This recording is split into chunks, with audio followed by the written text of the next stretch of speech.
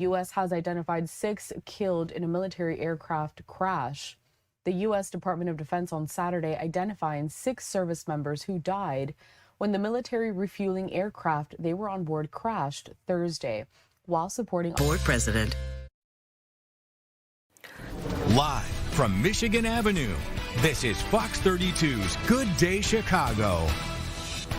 Police asking for the public's help in finding a mother and her 4-year-old child who went missing in Humboldt Park. Chicago doing it only as Chicago can, celebrating St. Patrick's Day early with the dyeing of the river. We're going to take a look at all the fun festivities. And get ready for a roller coaster Sunday. Mark joining us with news of some windy, messy March weather that will be rolling in. Good morning, everybody. It is Sunday, March 15th. Thanks for joining us this morning. Good to have you here. Good to see you, my friend. Good to be along in the sidecar with you, ma'am. Yes, yep. Yes, here we go. So it is Sunday after the dyeing of the river and the Sunday before St. Patrick's Day, which is Tuesday.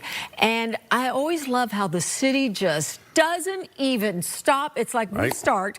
I think we were voted like number 4, number 15 best city to celebrate St. Patrick's Day. I would have to disagree. Yeah, that's kind of weird. I mean, you know, at least 2, probably number 1. Yeah. But, I mean, there's no case that you can make without being at least 2. I agree. So I am fortunate because I happen to be in an area where I can see the dyeing of the river. So I took some video for you. This was yesterday when it was all getting started. And it's just kind of cool to see from this vantage point. And you know how we always joke that the river's green? But you can tell how different this green is because it's fluorescent neon green, chroma key green, right? And people were coming out early. It was so cold, but that did not stop them.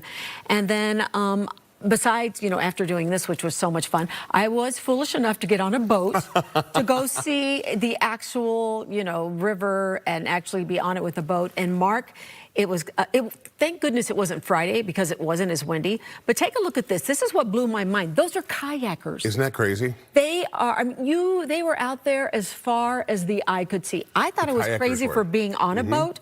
I cannot imagine. What would you think encourage somebody to go kayaking on the Chicago River when it's that cold? Antifreeze. I'm guessing. Oh, see, that's the problem. I didn't have any antifreeze. That's where I went. But look at that. I mean, they were all over the place. I mean, how fun. But I will say, I was looking at some of them in the face, and they did not look happy. I think some of them were thinking, what was I thinking? You know, in the summertime, they probably would have happier faces because this is an activity you can do in the summertime with the kayaks. Yeah. When it's 80, 75, 80, 85. But on a day like yesterday. It was cold. Okay. And then this was the other thing. You and Jake were talking about this yesterday. I don't know if you can see. I caught a little video there of the shark. You can't see it behind them. Yeah, there were sharks in the river yesterday. Yeah. You heard about this? Yeah, we were talking about it yesterday. In fact, it was a promo for, was it? A movie or something? Yeah, a movie, I believe. Or a series? A movie, Thrash, it's called. Yeah, so. I said that I want to get that device and just, you know, take it around town, you know, pools, ponds, lakes. It was fun. It was fun. A lot of people were going, what is that? And I said, well, I watch Fox 32 News with Mark and Jake, and I heard them say that that is all for a movie promo, which is actually quite genius because it popped up in everybody's video feeds. I can imagine. I mean, here comes a shark, you know, going up the Chicago River. But that's one of the best things about the Great Lakes. They're unsalted and shark-free.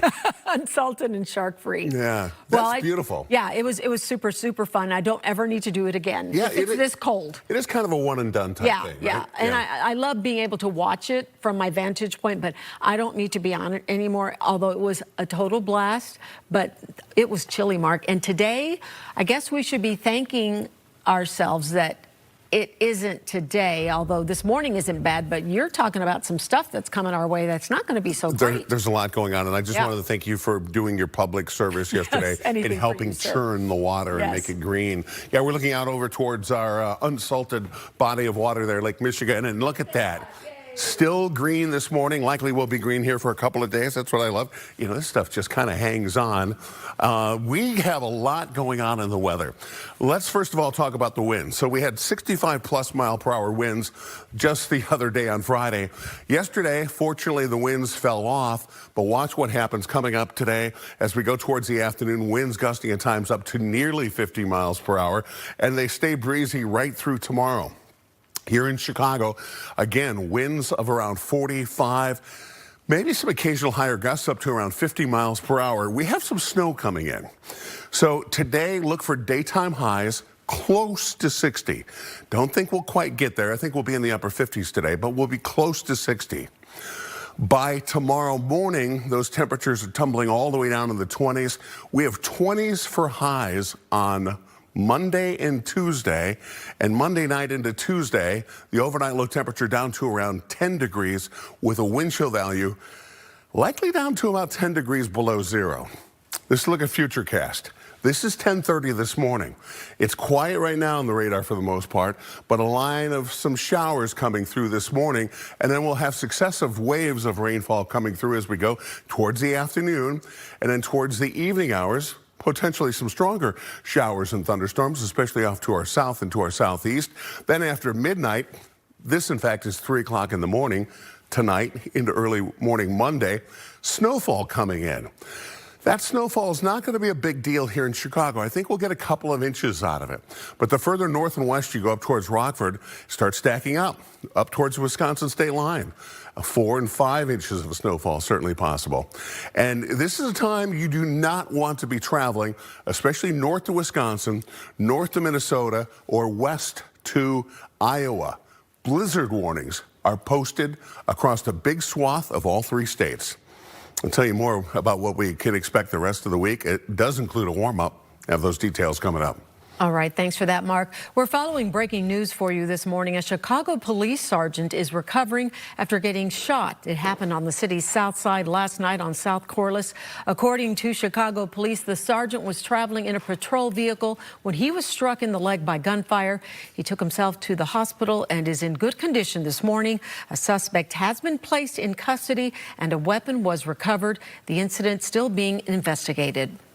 Also breaking, a 17-year-old boy is dead after getting shot on the city's north side. This happened at 10:30 p.m. last night in the 6100 block of North Kimball Avenue. Chicago police say the teen was in his vehicle when he was shot by someone traveling in a red car. The victim was taken to a hospital where he later died. So far, no arrests have been made.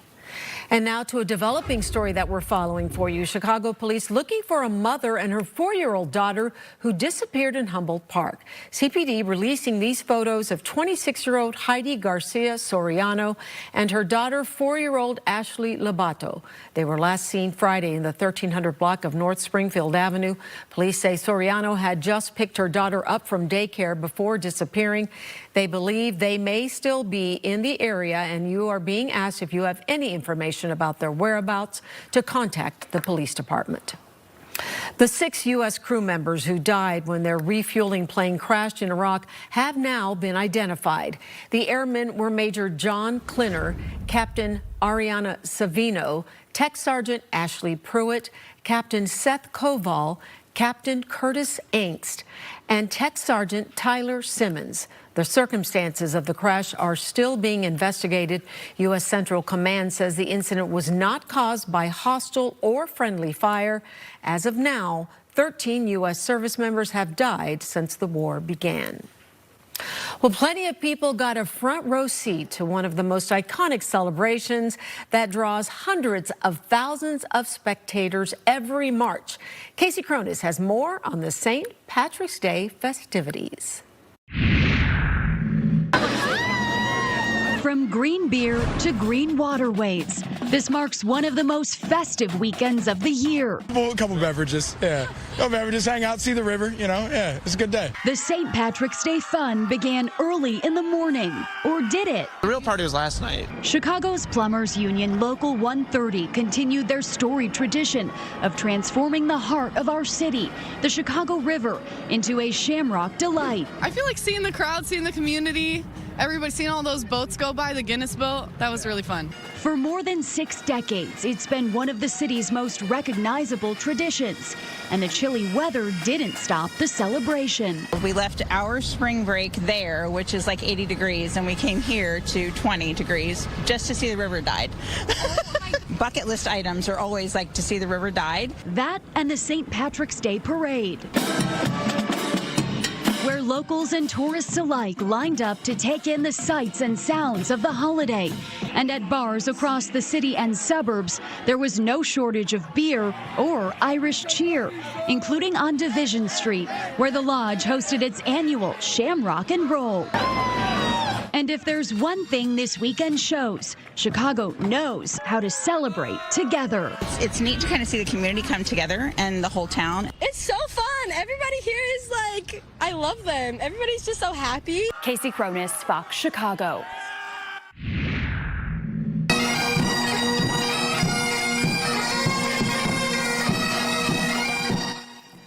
Bagpipes were blaring outside Old St. Patrick's Church following a civic mass held Saturday morning. Mayor Johnson and Governor Pritzker were among those in attendance. The church is celebrating its 180th anniversary. It is Chicago's oldest public building. And the celebration's continuing today with the 48th annual Southside Irish Parade. It's happening along Western Avenue between 103rd and 115th Streets. The parade kicks off at noon. Well, Arlington Heights may be in the running for the new Bears Stadium, but it's saying no to short-term rentals. Coming up, why that community says it is done with revolving door rentals as it's trying to maintain the character of the town.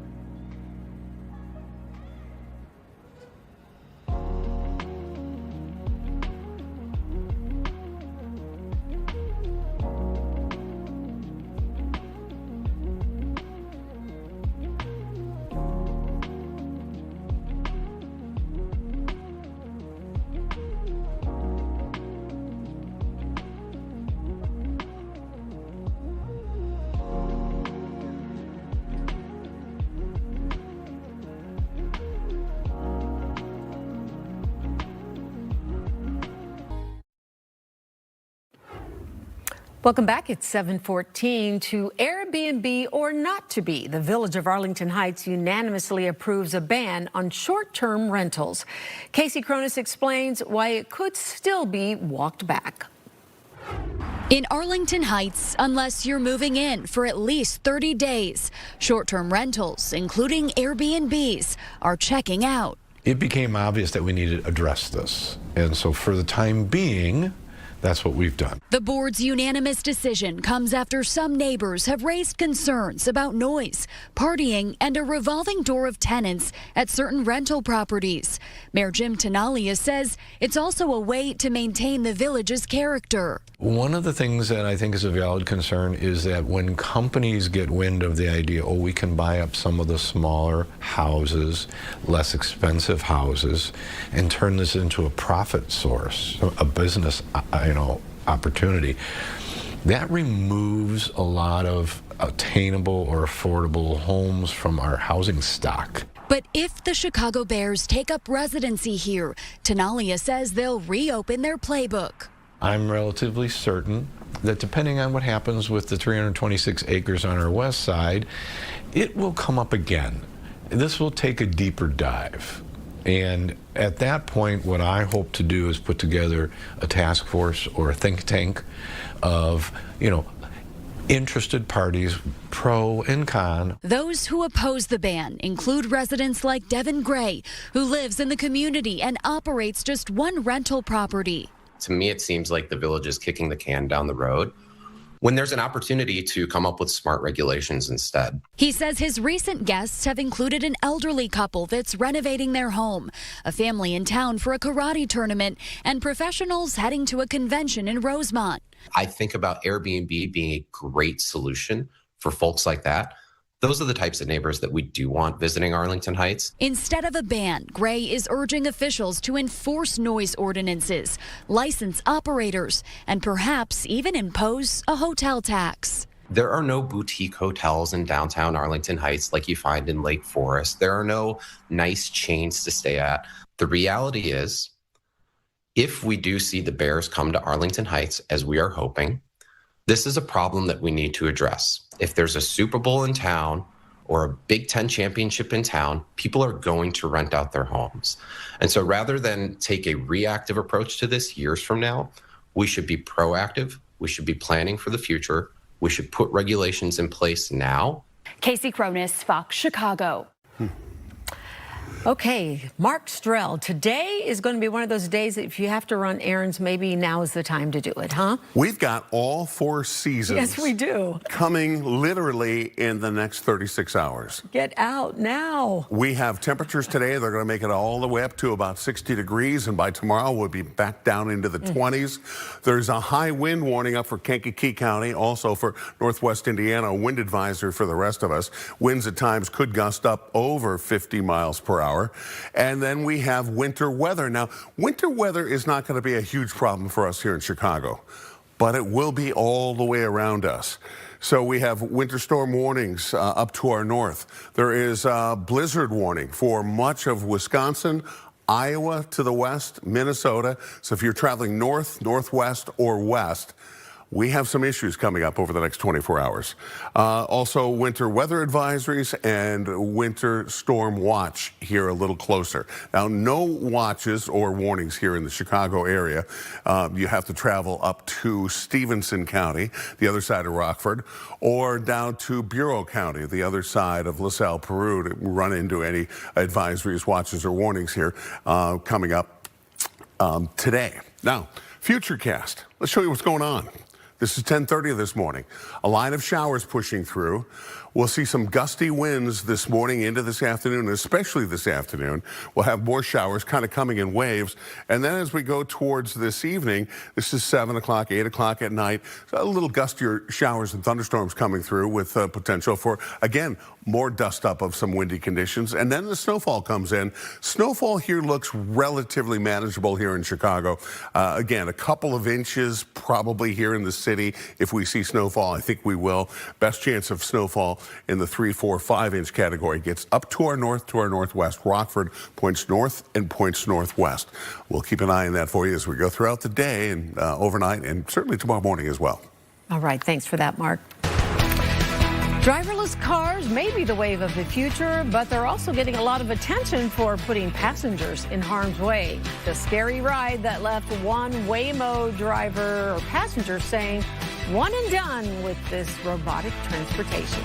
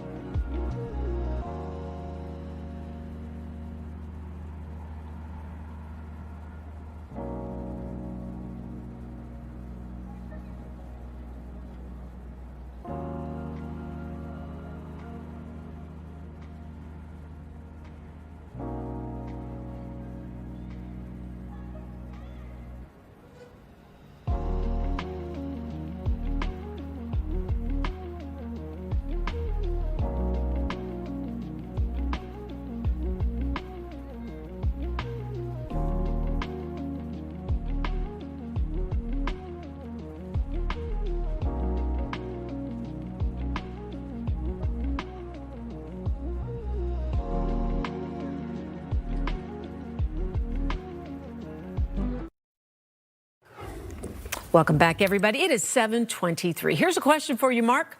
Would you take a driverless taxi? I prefer to have a human being in charge. Okay, well, this might be why you prefer that. Waymo driverless cars have grown in popularity over the years, as you know. But one rider in Arizona says this was her first Waymo ride and probably her last.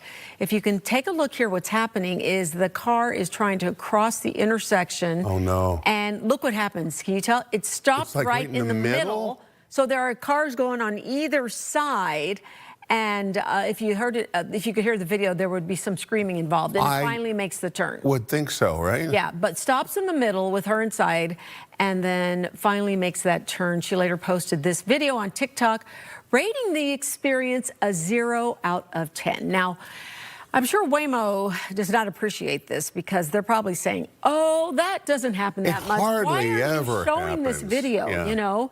But at least if there was somebody behind the wheel, you could blame that individual person. Well, and there is the problem. I mean, driverless taxis are probably fine for like straight on type situations, very basic situations. But when you get in a relatively complex situation that you need a human being to, you know, kind of take charge, that's where I would be much more happy and feel safe. Now, you have done this before, right? I have. I was in LA and I was with my daughter, but I told you it was crazy because she was like, we're going to get a Waymo, Mom, just so you can have this experience. It was a little freaky, but the funniest part of all was at the end of the night when we were trying to get a Waymo back home after dinner.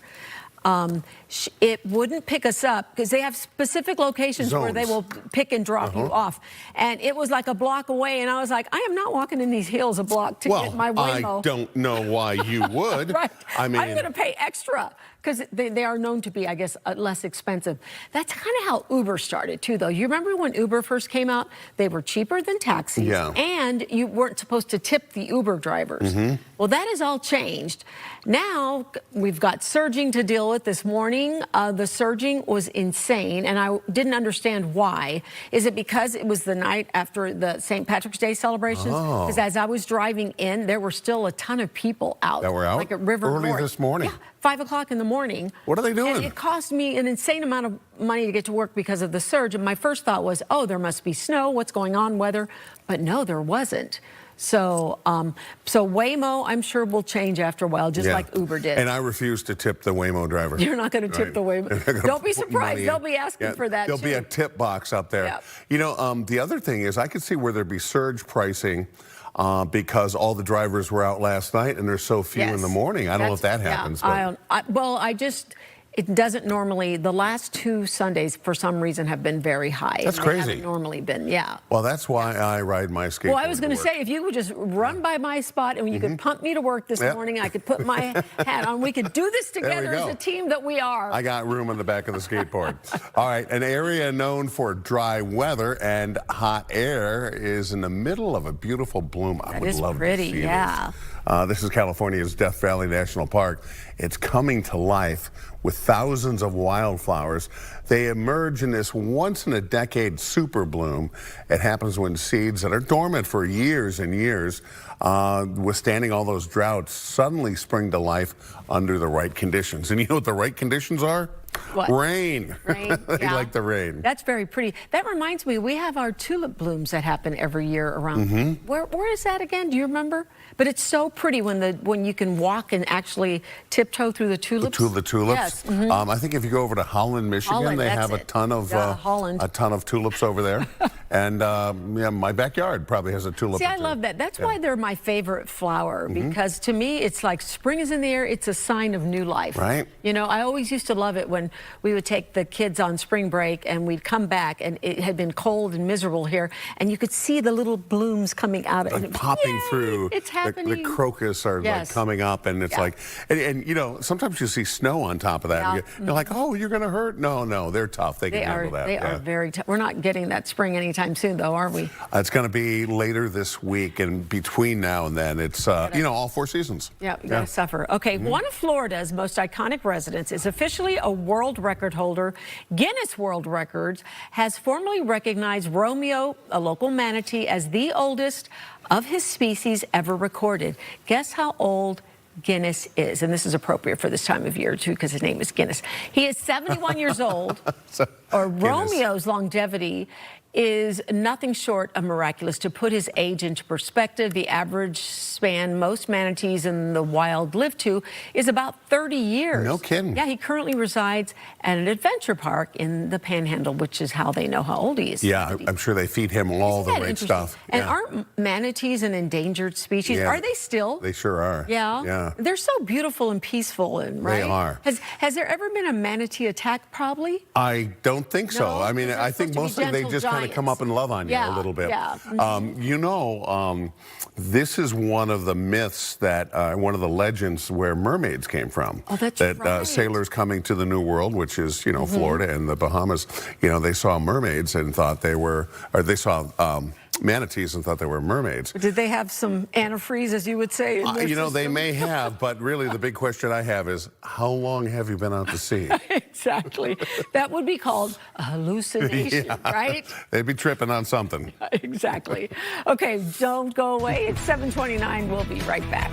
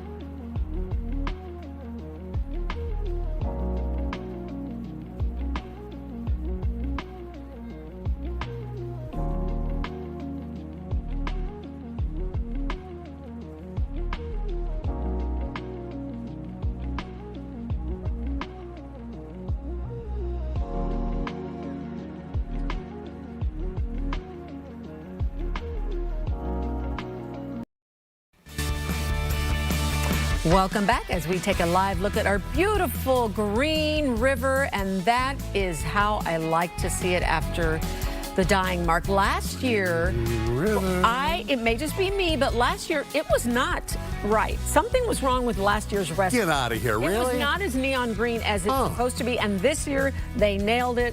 How beautiful is that? Get out there and enjoy it before the change is a-coming, right? You think the fish are like, oh man, they're making the place green again. There we go again. You know, here comes all those crazy people staring down at my home. Yeah, you know? Everyone wants to come and see it, right? Mm-hmm. You know, it's funny, for those who've never seen it, when they see it for the first time, it blows their mind. Yeah. It really is worth it to come check it out. Honestly, we've talked about this before. If we can do it green, you know, during one day of the year, can't we make it blue the rest of the year? We have to find another occasion to. I think we should have different colors all the time. I agree. You know, Valentine's Day, we dye it red, you know, or pink. Pink would be good, right? Yeah, and I'm sure it doesn't cost a lot to make that happen. Well, it is vegetable dye. You know, I'm sure we could sign somebody Healthy up. vegetable dye. Yeah, it'll be, right. That's why the fish are like, oh, yum, more vegetable dye. Yeah, there was a study that was done on the river, on the impact of the river year-round on different things. And they found that the dyeing of the river had no impact versus other things like pollution. What else people might doing that. The dyeing was actually the least of all of the concerns. Oh, I would think on a 1 to 100 scale, it probably doesn't even rank as like 1/10 of 1%. So that's good to know, though, because it's such fun. Yeah. Yeah. Well, I say do it more often. Okay. All right, here's what's going on Futurecast-wise. And you know what? I've showed you this before, but this is the most important thing I can show you today. 10:30 this morning, some showers coming through. It's going to be gusty winds coming out of the south. We'll have winds today that will gust at times up to 50 and 55 miles per hour at times, especially down to our south, to our southeast, off through northwest Indiana. And you thought Friday we were done with those winds when we hit winds gusting over 65 miles per hour. This afternoon, timestamp shows 4:15, additional rainfall sliding through. We'll see kind of waves of rainfall coming through. And as we go 7, 8, 9 o'clock tonight, another wave of some showers and thunderstorms coming through. Then the cold front comes through. Temperatures plummet. We go from nearly 60 degrees today down into the 20s overnight tonight. Some snow, swirling snow. Again, blizzard warnings for Wisconsin, Minnesota, and Iowa. If you're traveling north-south, north, northwest, or west, I would say no bueno. Here in Chicago, I think we'll see some snowfall. Won't be major, but the further north and west you go, the more problematic that becomes. Again, some blizzard warnings as close to us as northwestern and western Illinois. So be cognizant of that. Here we are. Tomorrow morning, still some snow. I think the morning commute will be impacted. It won't take a lot of snow. If we even see an inch or two, that will certainly slow things down here. And then probably a little closer to 4 inches from Woodstock back to around Rockford. Again, the confidence on how much snowfall we see back here, not really locked in. It could be 3, 4, 5 inch snowfall totals. And then as you go northward, that's where the snow becomes over 1 foot of snow across parts of central Wisconsin and into Iowa. Not necessarily heavy snow, but blowing and drifting snow. So it starts out as wet, sloppy, slushy snow, but as the temperatures drop back down, some blowing and drifting will occur again, mostly to our north and to our northwest. All right, we'll keep you on top of that, tell you about what's happening the rest of the 7-day forecast, which I'll give you some good news. It does warm up towards the end. Stick around, we're coming right back.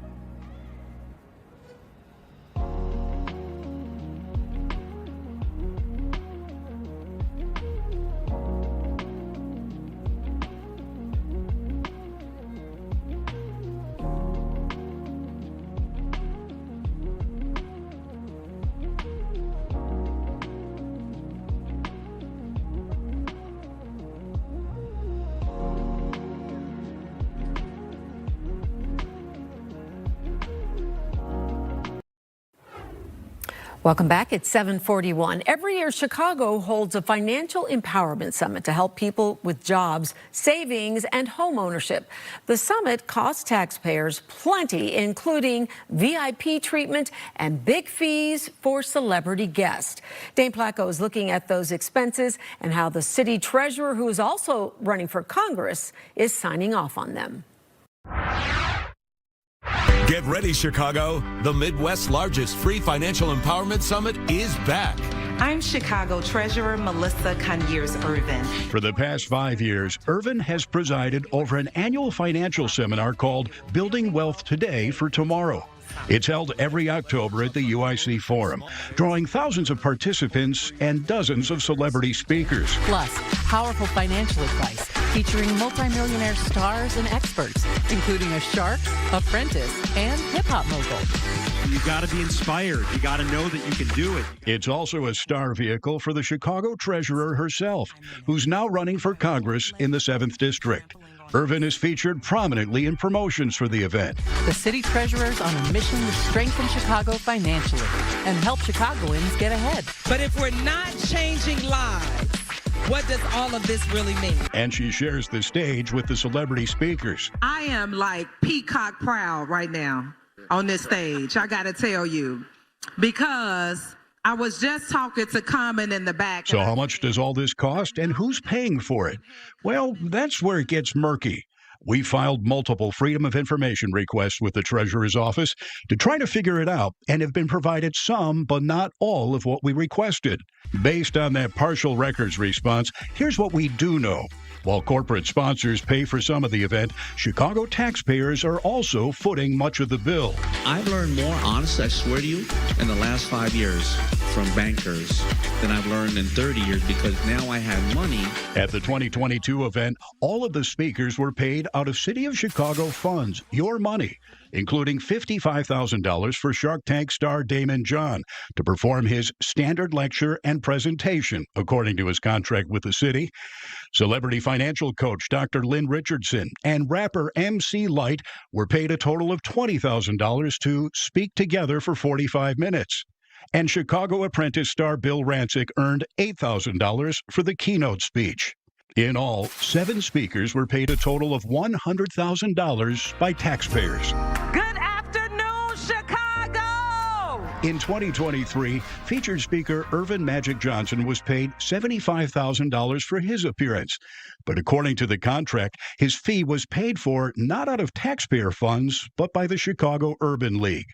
The Treasurer's office says since that time, speakers' fees have been covered through corporate sponsorships and nonprofit partnerships, including $35,000 for actor Lorenz Tate and $52,000 for Chicago rapper and activist Common. We asked the city to see the contracts, but never got them. Records show the corporate sponsorship amounts to about $240,000 each year, but the treasurer acknowledges that's not nearly enough to cover the entire cost.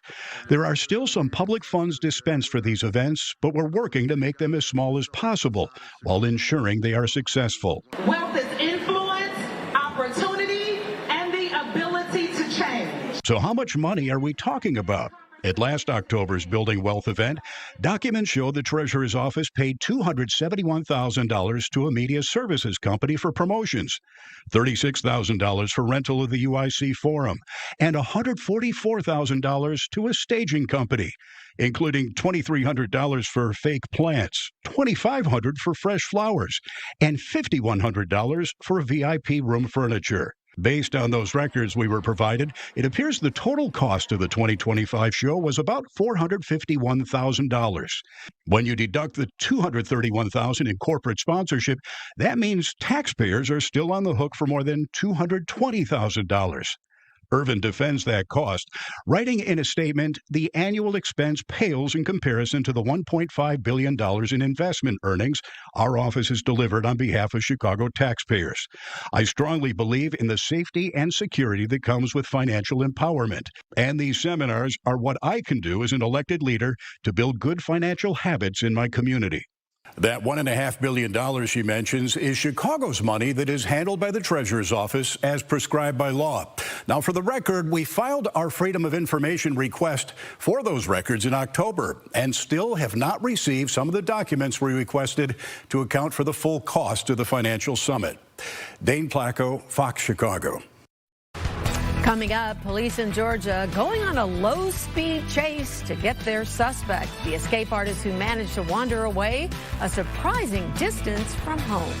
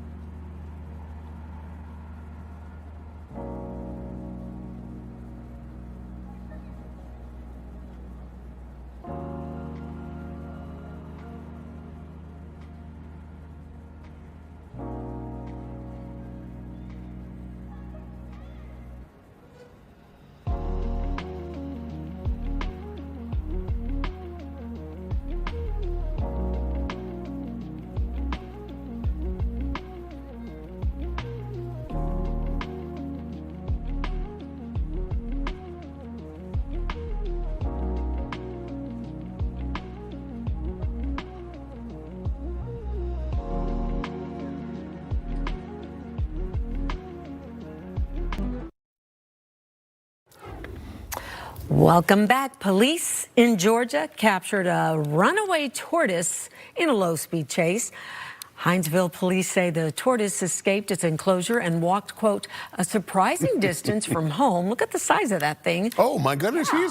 He's a big Huge. gun. Yeah, they were able to load the tortoise, which they say was ridiculously heavy, as you can imagine, into a police truck and bring it back home. So do you think somebody called to say, my tortoise is missing, and they found it in another neighborhood? That's pretty big. Or, you know, someone's like, hey, we got a tortoise wandering down the sidewalk here.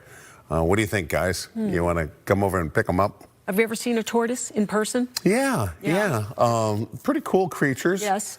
But, it's like, how do you get out of his, cage? And that far. I wonder if picking the someone lock. tried to steal it and decided it was just too Too much. heavy? I don't know. A tortoise is a pretty heavy What thing do you to steal, suppose that right? thing weighs? I bet he's over 100 pounds. Really? Right? Oh, Yeah. wow. Okay. Yeah, just I kind of don't just know. ambling through the neighborhood, doing tortoise-like stuff, right? And, kind of an interesting pet, I suppose. I wouldn't say weird, but I don't want to, judge other people for their pets. Yeah, do they have litter boxes for tortoises? I don't think so. Yeah. They think they just, do what they do, Whenever they want, wherever they want. because they're a tortoise. All right, the Big 12 Conference takes action after a slippery situation in this basketball tournament. So the conference, check this out. They tried out a glass floor. Really? Do you see a problem with this? They're playing basketball on glass. And now it's LED glass, and it's meant, so it's got lights in it. Oh, it's basically like a TV screen. Oh, okay. So it was meant to display different graphics and make things more entertaining. However, there were complaints about the floor. Yeah. You think so? And a number of players were slipping. Because you know why? Because it's glass. One player even strained a muscle. The Big 12 ended up switching back its normal hardwood floors because that's the way basketball was meant to be played for the rest of the tournament. Now, you see what's going on here? Bad idea. There's so much pressure to turn everything into an advertisement. constant advertising, but constant entertainment, constant feedback. You're turning basketball You don't need into that. a video game. Yeah. Right. And what's crazy is how distracting would that be for the basketball players? Could you imagine? Right? You're With going the up lights for going on. you're going up for a shot, and then all of a sudden the floor is. You're looking down and you're flashing or whatever. At least when you watch baseball, behind the baseball, the home plate, you'll see the advertisements change on the wall. But that's done electronically. Yeah. It's not done in the stadium Look at that. That's necessarily. crazy how it lights up and everything. Yeah. Wow. I mean, look at that. It's just, I would think that would be extraordinarily disconcerting. Now, again, if you grew up on a basketball court like that, and it's like you're playing inside a, what it reminds me of is the movie Tron. Oh, yeah. Where, you're a player in this video game. Video game, yeah. And we're kind of getting half a step towards that way. So someone sprained an ankle, huh? Yeah, you know why? Because it's glass. Stay glass away can be from very basketball slippery. glass. Yeah. Oh my God. Not a great idea. It's like George Costanza, changing the uniform for the Yankees. Yeah. Okay, don't go anywhere because a lot going on today with your weather and much more to come in the news. So stick around. Mark and I will be right back. Yeah, we will.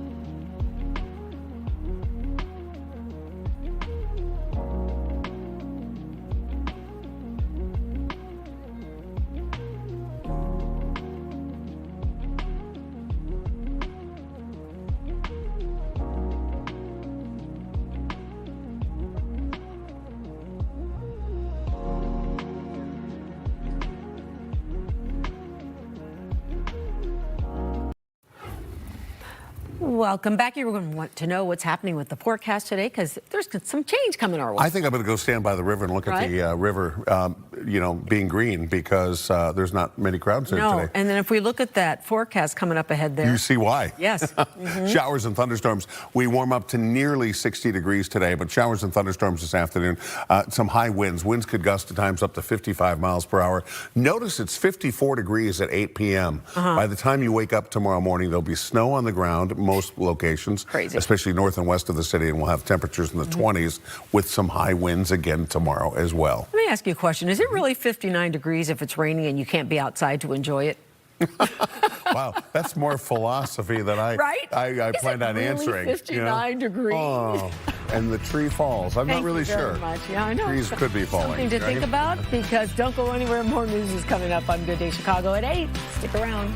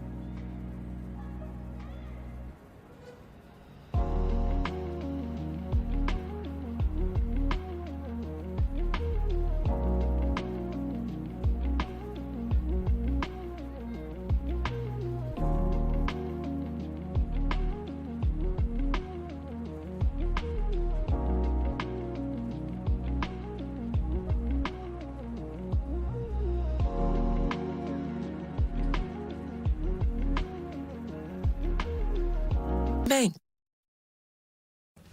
Live from Michigan Avenue, this is Fox 32's Good Day Chicago. Chicago police asking for the public's help in finding a mother and her 4-year-old child who went missing in Humboldt Park. Chicago doing it only as Chicago can, celebrating St. Patrick's Day early with the dyeing of the river. We're going to take a look at all the festivities this weekend. And get ready for a roller coaster Sunday. Mark joining us with some news of windy, messy March weather that's rolling on in. Good morning, everybody. Thanks for joining us today. It is Sunday, March 15th. And wow. Yeah. This weekend, let's see, it started, we had the craziest windy day. Was that Thursday or Friday? Friday. Friday, that was Friday.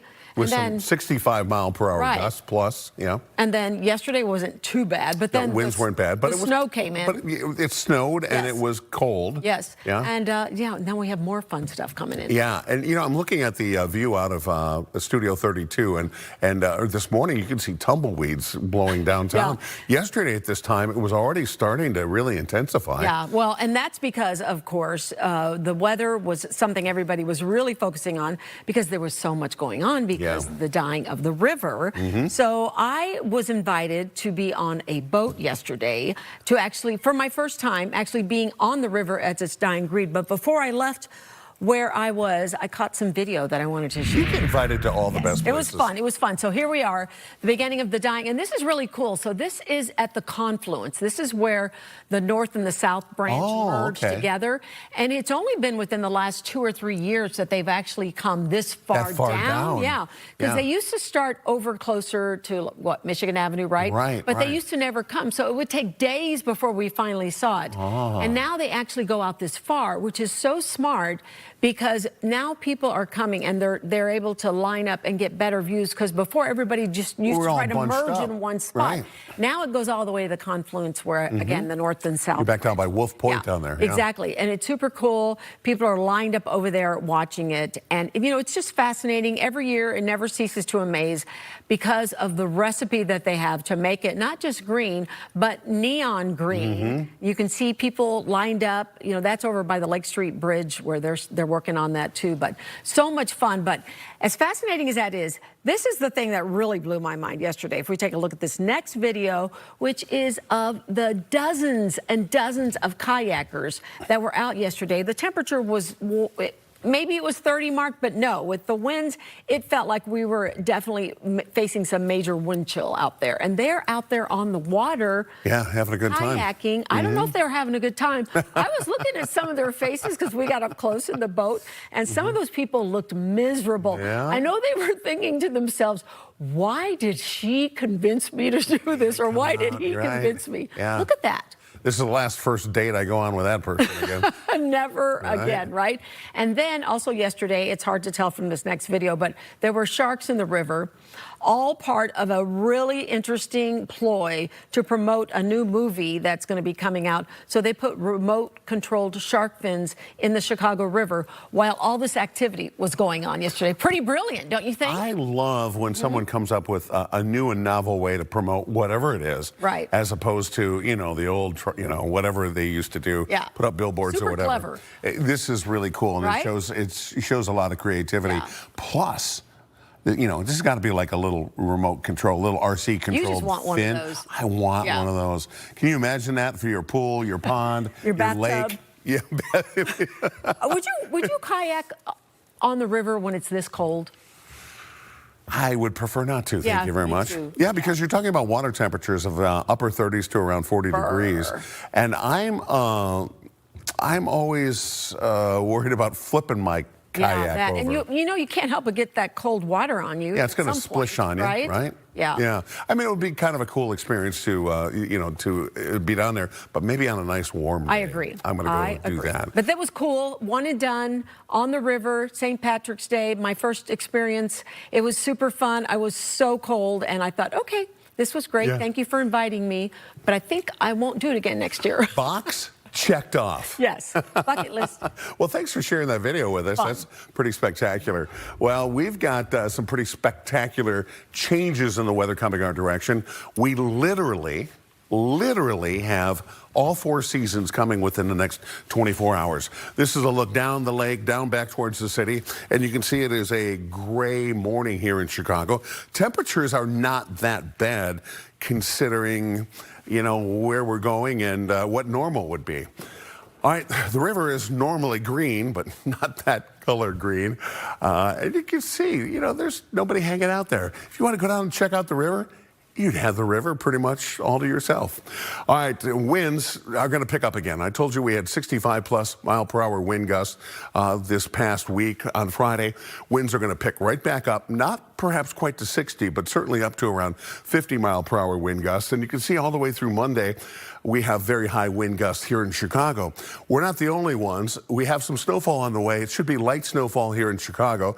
I think maybe an inch or two.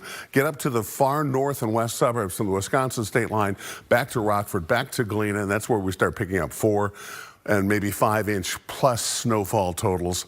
And with those high winds, blizzard warnings are posted for a good section of Wisconsin, Minnesota, and if you're traveling westbound on Interstate 80, blizzard warnings posted for most of Iowa.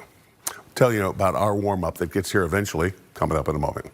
All right, thanks for that, Mark. We're following breaking news for you this morning. Chicago police sergeant is recovering after getting shot on the city's south side. It happened Saturday night on South Corliss.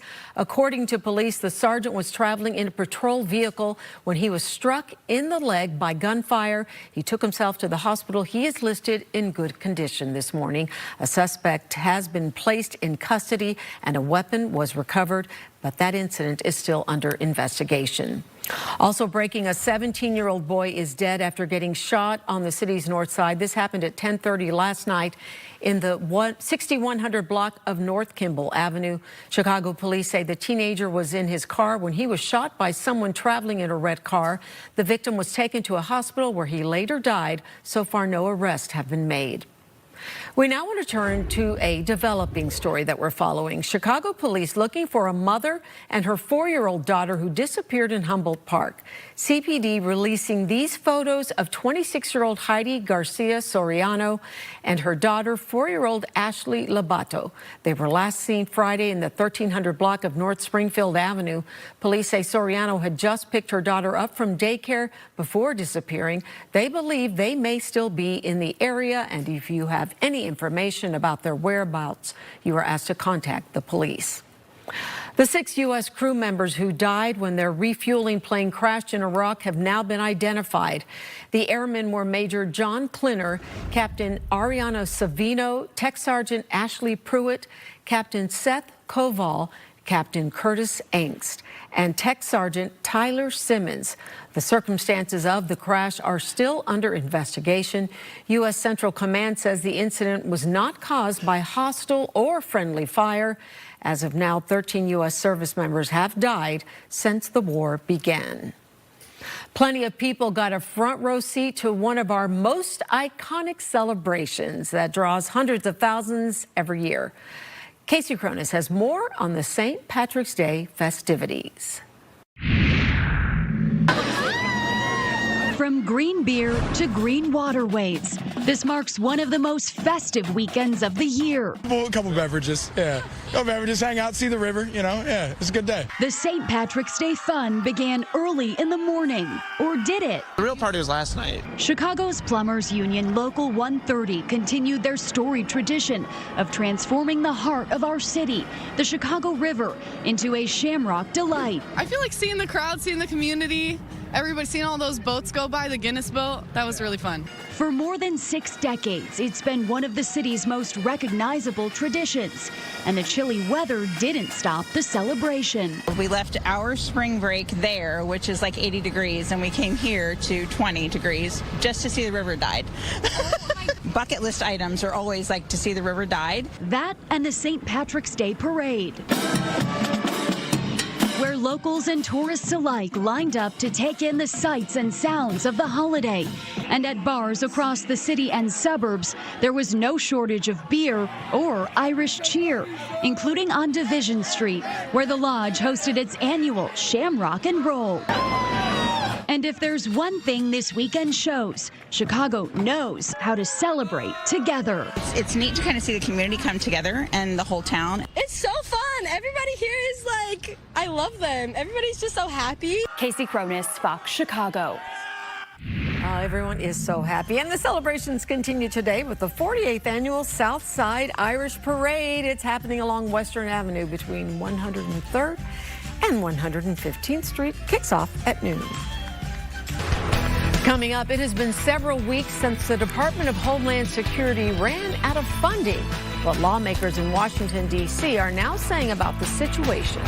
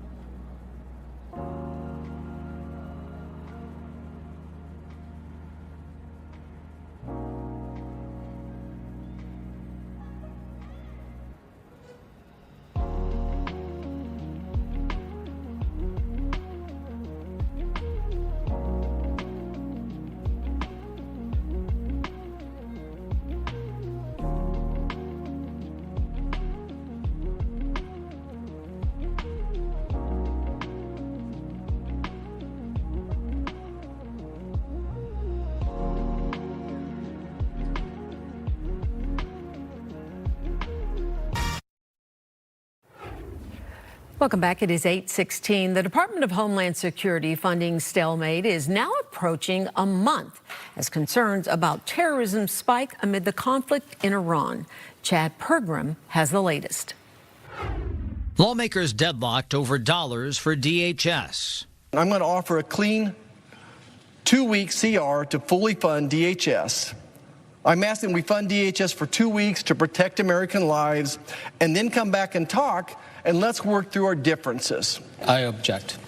The terrorism threat coupled with the DHS shutdown concerns travelers. I think that there is definitely going to be more risk for there being, domesticated terror.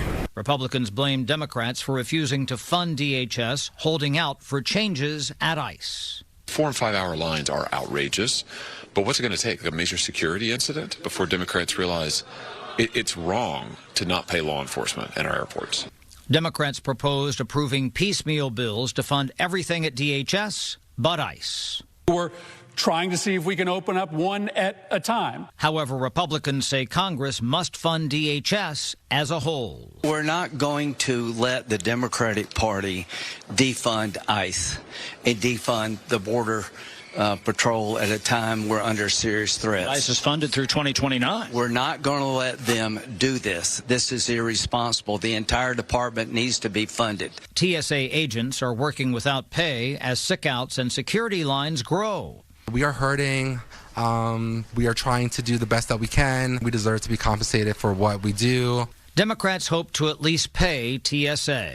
We should be at least able to come together to pay the hardworking staff of one of its most essential components, TSA. Republicans ready to pounce in case something bad happens. The Democrats need to get off of this and recognize that they own the TSA problems. They own the Coast Guard funding. They own all the damage that's coming as a result of it.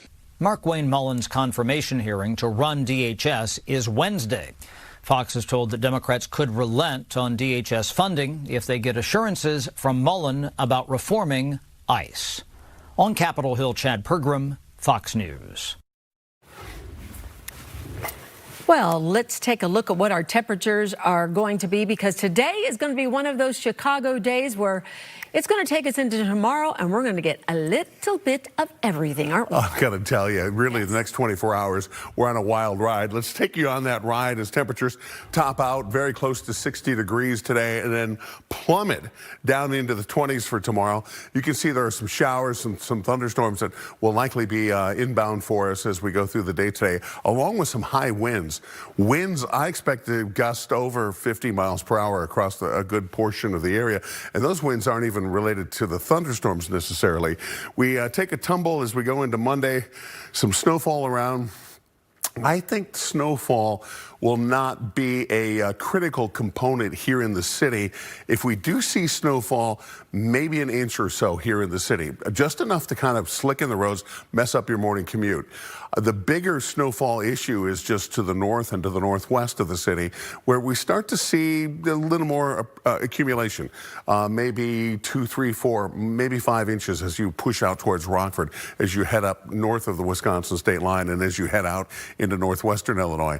The big story will be those winds that will continue throughout the day tomorrow with that snow. First, the snow comes down in a kind of a slushy form, but then it's going to kick over to have a little higher snow to moisture ratio. It's going to be a little fluffier snow, and blowing and drifting is going to be a problem, especially outside of the city, north and west, where that snow will continue to come down. That's why there are blizzard warnings up for Wisconsin, Minnesota, and a good chunk of the state of Iowa.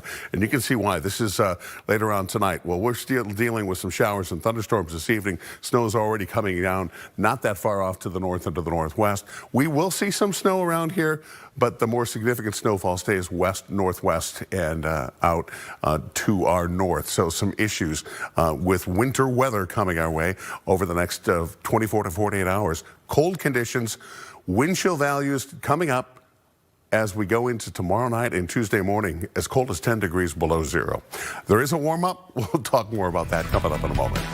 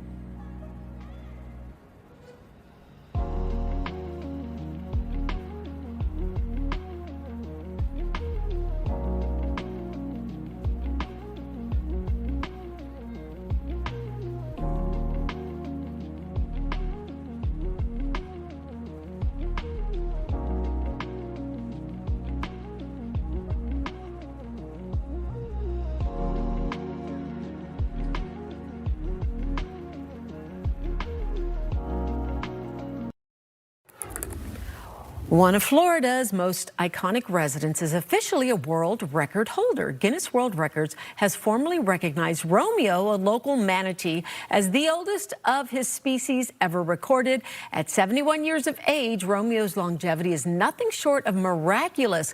To put his age into perspective, the average span that most manatees in the wild live is roughly 30 years. Now, he is currently at an adventure park in the Panhandle. Oh, I wonder if that has something to do with it, huh?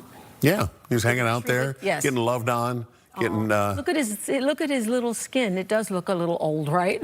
old and wrinkly from being in the water for that long.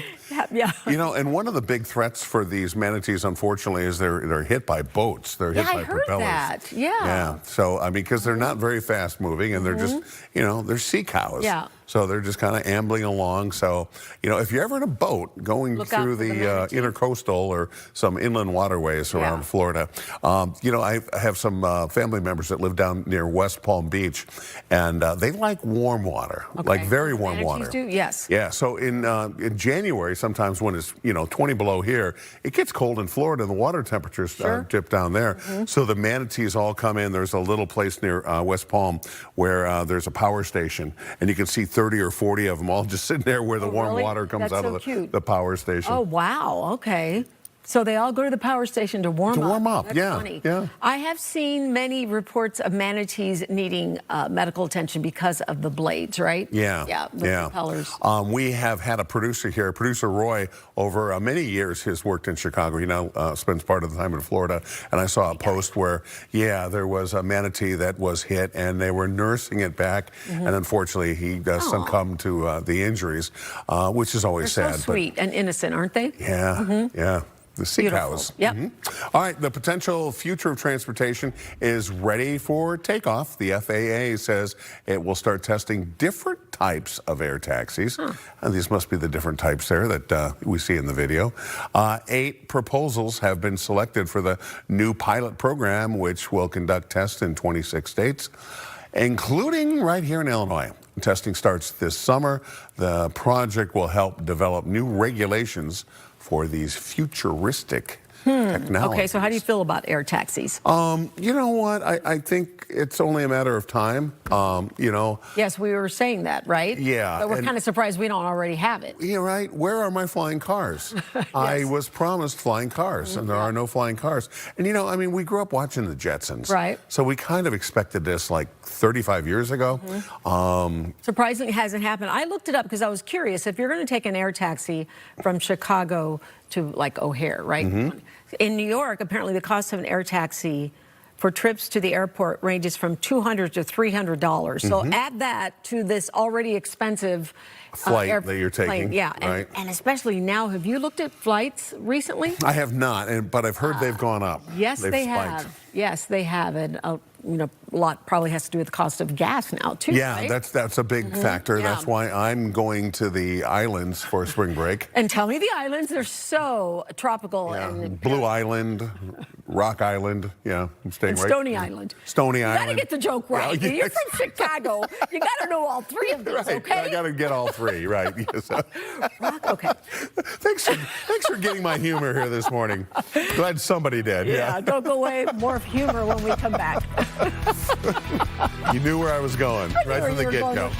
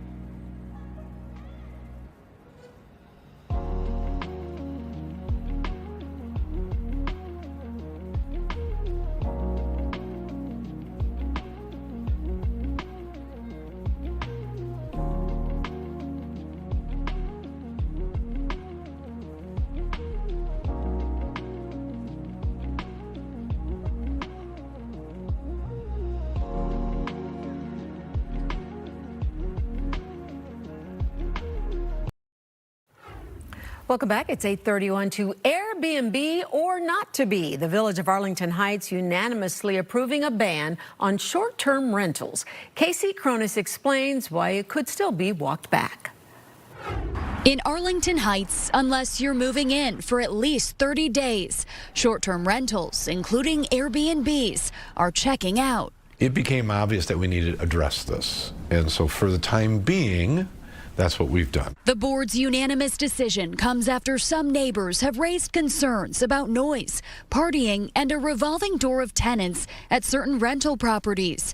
Mayor Jim Tenalia says it's also a way to maintain the village's character. One of the things that I think is a valid concern is that when companies get wind of the idea, oh, we can buy up some of the smaller houses, less expensive houses, and turn this into a profit source, a business opportunity, that removes a lot of attainable or affordable homes from our housing stock. But if the Chicago Bears take up residency here, Tenalia says they'll reopen their playbook. I'm relatively certain that depending on what happens with the 326 acres on our west side, it will come up again. This will take a deeper dive. And at that point, what I hope to do is put together a task force or a think tank of, interested parties, pro and con. Those who oppose the ban include residents like Devin Gray, who lives in the community and operates just one rental property. To me, it seems like the village is kicking the can down the road when there's an opportunity to come up with smart regulations instead. He says his recent guests have included an elderly couple that's renovating their home, a family in town for a karate tournament, and professionals heading to a convention in Rosemont. I think about Airbnb being a great solution for folks like that. Those are the types of neighbors that we do want visiting Arlington Heights. Instead of a ban, Gray is urging officials to enforce noise ordinances, license operators, and perhaps even impose a hotel tax. There are no boutique hotels in downtown Arlington Heights like you find in Lake Forest. There are no nice chains to stay at. The reality is, if we do see the Bears come to Arlington Heights, as we are hoping, this is a problem that we need to address. If there's a Super Bowl in town or a Big Ten championship in town, people are going to rent out their homes. And so rather than take a reactive approach to this years from now, we should be proactive. We should be planning for the future. We should put regulations in place now. Casey Cronus, Fox Chicago. Let's take a live look outside. Enjoy this nice green river because it's probably going to be hard to enjoy because we have some rain and possible more snow coming our way. It's probably just going to ruin everything, Mark. You think so? It's going to ruin everything. Well, at least it didn't ruin yesterday, right? No, thank goodness. Yeah, it was cold enough. I mean, okay, temperatures were about normal yesterday, pretty close to it for a good portion of the day. However, it was, a little windy at times, especially down on the river, right? Very cold and windy. A little chilly. I haven't been that cold in I don't know how long. Well, we are looking at some more wintry weather sliding into Chicago coming our way here over the next couple of days. And we've actually got a couple of different time periods for some snowfall developing late overnight tonight. And then again Tuesday night, another little shot of some snowfall coming in. Should be pretty minor by the time we get to Tuesday, but we'll keep an eye on that. Right now, 49 degrees in Morris. These temperatures are mild for this time of the morning, for this time of the year. We've got temperatures of 40 in Rockford, 37 degrees in Woodstock, and 37 degrees along the lake in Waukegan. And look at this, a little sunshine being reported, at least clear skies across the north and west suburbs. Meanwhile, cloudy skies elsewhere. We're looking at cloudy skies as we look up the Mag Mile, 40 degrees, cloudy skies downtown. East winds now at 7 miles per hour, good enough to give us a wind chill of 35 degrees. So temperatures, again, kind of all over the board from 37 degrees at Waukegan to almost 50 degrees at Kankakee. Warmer air pushing in as we go throughout the day today. We will see those temperatures warm up to nearly 60 degrees. And I'm sure down towards Kankakee, we probably will hit 60. But it's going to be a brief visit of mild spring-like weather because there's a cold front slamming into Chicago as we go through the late evening and overnight hours. And that will drop our temperatures right back down from around 60 degrees all the way down into the 20s by the time you wake up tomorrow. So some showers, some rain showers, some thunderstorms are likely as we go through the later afternoon, especially this evening. There'll be a couple of different waves of weather coming our direction. And then tomorrow it is snowfall. I think it's going to be pretty light snowfall in Chicago. But once you start getting out north and west of the city, especially from Woodstock and beyond, Rockford areas, that's where you start to see what looks to be 3, 4, maybe even 5 inches of snowfall, especially north and west of those points. And blowing and drifting is going to be a problem coming up on Monday with additional high winds. All right. Thanks for that, Mark. Every year, Chicago holds a financial empowerment summit to help people with jobs, savings, and home ownership. That summit costs taxpayers plenty, including VIP treatment and big fees for some of the celebrity guests. Dane Placco is looking at those expenses and how the city treasurer, who's also running for Congress, is signing off on them. Get ready, Chicago. The Midwest's largest free financial empowerment summit is back. I'm Chicago Treasurer Melissa Conyers-Irvin. For the past 5 years, Irvin has presided over an annual financial seminar called Building Wealth Today for Tomorrow. It's held every October at the UIC Forum, drawing thousands of participants and dozens of celebrity speakers. Plus, powerful financial advice featuring multimillionaire stars and experts, including a shark, apprentice, and hip-hop mogul. You got to be inspired. You got to know that you can do it. It's also a star vehicle for the Chicago treasurer herself, who's now running for Congress in the 7th District. Irvin is featured prominently in promotions for the event. The city treasurer's on a mission to strengthen Chicago financially and help Chicagoans get ahead. But if we're not changing lives, what does all of this really mean? And she shares the stage with the celebrity speakers. I am like peacock proud right now on this stage, I got to tell you, because I was just talking to Common in the back. So how much does all this cost and who's paying for it? Well, that's where it gets murky. We filed multiple Freedom of Information requests with the Treasurer's office to try to figure it out and have been provided some, but not all of what we requested. Based on that partial records response, here's what we do know. While corporate sponsors pay for some of the event, Chicago taxpayers are also footing much of the bill. I've learned more, honestly, I swear to you, in the last 5 years from bankers than I've learned in 30 years because now I have money. At the 2022 event, all of the speakers were paid out of City of Chicago funds, your money, including $55,000 for Shark Tank star Daymond John to perform his standard lecture and presentation, according to his contract with the city. Celebrity financial coach Dr. Lynn Richardson and rapper MC Lyte were paid a total of $20,000 to speak together for 45 minutes. And Chicago Apprentice star Bill Rancic earned $8,000 for the keynote speech. In all, 7 speakers were paid a total of $100,000 by taxpayers. Good afternoon, Chicago! In 2023, featured speaker Irvin Magic Johnson was paid $75,000 for his appearance. But according to the contract, his fee was paid for not out of taxpayer funds, but by the Chicago Urban League. The Treasurer's office says since that time, speakers' fees have been covered through corporate sponsorships and nonprofit partnerships, including $35,000 for actor Lorenz Tate and $52,000 for Chicago rapper and activist Common. We asked the city to see the contracts, but never got them.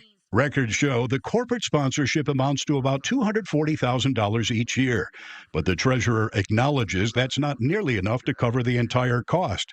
There are still some public funds dispensed for these events, but we're working to make them as small as possible while ensuring they are successful. Wealth is influence, opportunity, and the ability to change. So how much money are we talking about? At last October's Building Wealth event, documents show the Treasurer's office paid $271,000 to a media services company for promotions, $36,000 for rental of the UIC Forum, and $144,000 to a staging company, including $2,300 for fake plants, $2,500 for fresh flowers, and $5,100 for VIP room furniture. Based on those records we were provided, it appears the total cost of the 2025 show was about $451,000. When you deduct the $231,000 in corporate sponsorship, that means taxpayers are still on the hook for more than $220,000. Irvin defends that cost, writing in a statement, the annual expense pales in comparison to the $1.5 billion in investment earnings our office has delivered on behalf of Chicago taxpayers. I strongly believe in the safety and security that comes with financial empowerment, and these seminars are what I can do as an elected leader to build good financial habits in my community. That $1.5 billion she mentions is Chicago's money that is handled by the Treasurer's Office as prescribed by law. Now, for the record, we filed our Freedom of Information request for those records in October and still have not received some of the documents we requested to account for the full cost of the financial summit. Dane Placco, Fox Chicago. Coming up, we are just hours away from the 2026 Oscars. We're going over some of the predictions for tonight's biggest awards right after the break.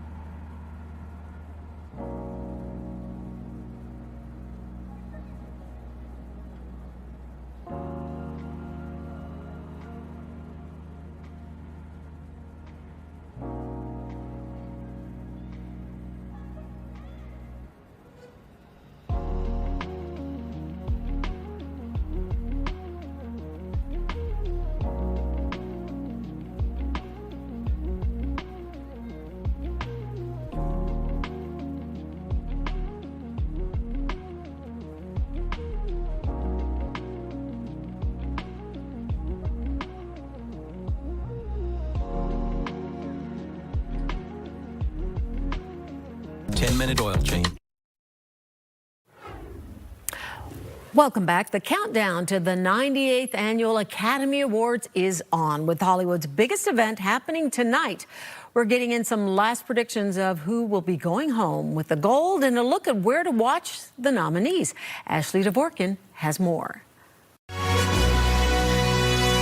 Sensei, please. Courage, Bob. It's time for final Oscars predictions. We start ours with Best Supporting Actress. This is the category that maybe is the most competitive. 3 of these women have a chance of winning. I'm going to say Amy Madigan for Weapons. I think the younger voters are going to want an original horror movie to win. I think the older voters love Amy and love her career and love her story. Yes, I'm going with Amy as well. If it is not her, I think it's going to be Wound Me. Next, Best Supporting Actor. Sean Penn, he just won at the Actor Awards as well as the BAFTA Awards, and so he has momentum coming in. It's also maybe the most memorable of those supporting actor performances. Best Actor could take a cue from the Actor Awards. We both have the same pick for this, but go ahead. Yeah, I think if there's any acting category that was influenced by the Actor Awards, it is this one. Michael B. Jordan winning at the Actor Awards. That being said, I think Timothée Chalamet is the best performance in this category, the best performance of his career. But right now, I am saying Michael B. Jordan. Best Actress has been a sweep. Should we say it together? Yes. Jessie Buckley of Hamnet. Best Director may be another who's racked up plenty of awards already. I'm going Paul Thomas Anderson, and not just because he's won this award at many of the precursor events leading into the Oscars, but it's also the kind of year where he's due. And I think there's a sense of him being due. He's had a storied career. Finally, Best Picture. Sinners goes into the show with 16 nominations, the most of all time. Then we have One Battle After Another, Begonia, F1, Frankenstein, Hamnet, Marty Supreme, The Secret Agent, Sentimental Value, and Train Dreams.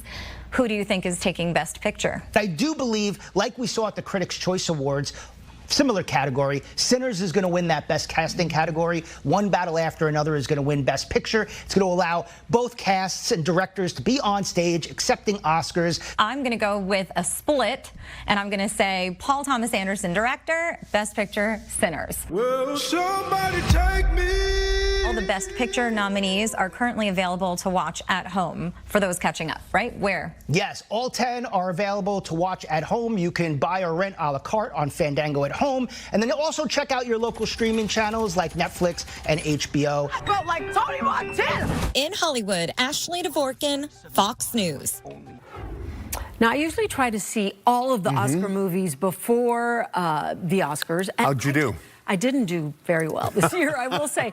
There is one movie I want to watch that I still haven't watched, and I may watch it afterwards, and that's Sinners. But other than that, there hasn't been a lot of the nominated movies that I want to see. How about you? Yeah, I have. You know how many I've seen? 0? Yeah. Yeah. Right. Yeah. Well. And I would really like to get to the theater and see some of these, Yes. but unfortunately, Yeah.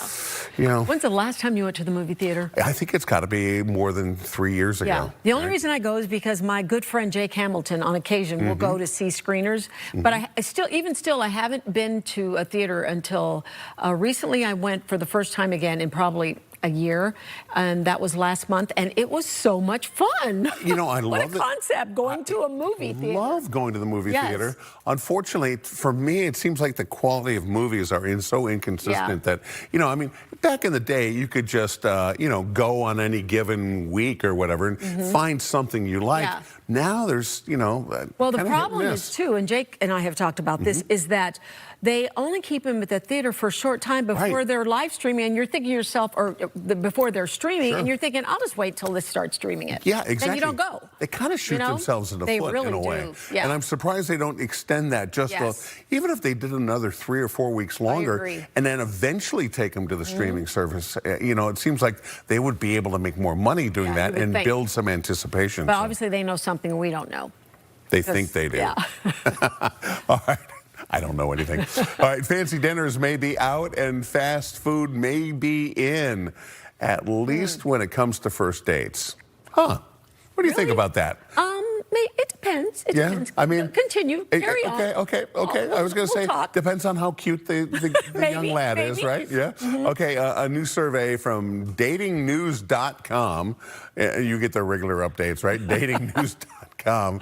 Who knew there were all these websites out there? They found that 70% of singles say they would be open to meeting at a fast food restaurant for their first date. Experts say the shift largely comes down to rising costs from rent and student loan debt. That kind of makes sense, making low-key dates more appealing. Among the top picks, Chick-fil-A, coffee shops, and dessert shops. Okay, I like the coffee shop idea. But you know, at our age and dating, Mark, if someone were to say to you, let's go to McDonald's, we would chuckle and go, oh, that's cute. Yeah. Now, if you're a Gen Z or something, you're thinking to yourself, well, that is one cheap person. Right, and you know, I've seen a lot of women especially have the response that go, what, that's all I'm worth?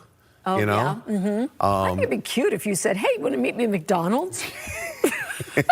By the way, I'd meet you at McDonald's anytime. Yeah, right. They're crispy you know? fries. I love Oh, my McDonald's goodness. And fries. Playland, for sure. You Do know? those still exist? I thought they got rid of those. They probably did after Too COVID. dangerous. Yeah, yeah. But you do see these your responses online, like, what? You know, you've got to take me out to a nice place or something like that. But you know, not that I know. I just, you know, I just see Rumor the has kids. it. Yeah. Yeah, rumor has it. Okay, so big news for iPhone users who will soon have a fresh batch of emojis. Take a look at these to express themselves. And wait, is that the Sasquatch off there on the right? Yeah, looks like a Sasquatch. Yep. So these are going to be included in a new iOS update, and they include a distorted face. Okay. Is that like an atom? Oh, it's a fight cloud. I don't know what that means. A fight club? Yeah, a fight cloud. Oh, cloud. Okay. Yeah. Like in cartoons. We're not hip, so Bigfoot is the one I recognize. Okay. Okay, a trombone. That's what that is, between the treasure chest and the little mountain. And then a that's treasure crumbling. chest, yeah. So 8 new emojis will be included with this new update, which is expected to drop at the end of the month. And it's funny because apparently there's a whole world of emojis that mean more than you might think they mean. Really? So one can be naive, including me, apparently it happened, that there are certain emojis that actually, they mean more than what you think they mean. Like pineapples, perhaps? I'm just saying there's some out there that I didn't know, and people got a big charge out of the fact that I didn't realize that. You know, I don't. If something pops up, I'm texting and it says like, you know, hamburger, and a hamburger pops up, I will include that just for whatever. Yes. I like the concept of visual literacy, but I didn't know that I could be sending subliminal messages. Yeah, you better be careful what you send. Right. I have no idea. So is there a website I can go and find out what they actually mean? A translator, an emoji translator? I'm sure there absolutely is, but after this break, I will educate you on these. Well, thank you very much. And that's why we really need to do the show. Sarah Gen Z producer's laughing because he's like, they of course have no idea what these emojis mean. During the commercial, that would be the show you would want to see. Exactly. You know? Okay, don't go anywhere. Mark and I have a check of the forecast when we come back so I can school him. Yeah, I need to be schooled.